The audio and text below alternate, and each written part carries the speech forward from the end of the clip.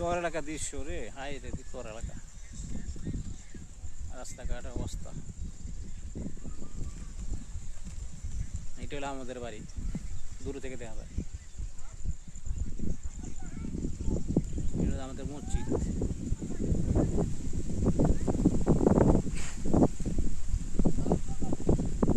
এটা হলো আমার আব্বা।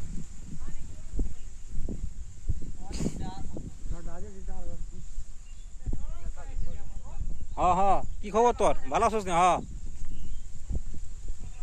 3 রাস্তার মোড় এটা না? কিন্তু শয়তান থাকার কথা।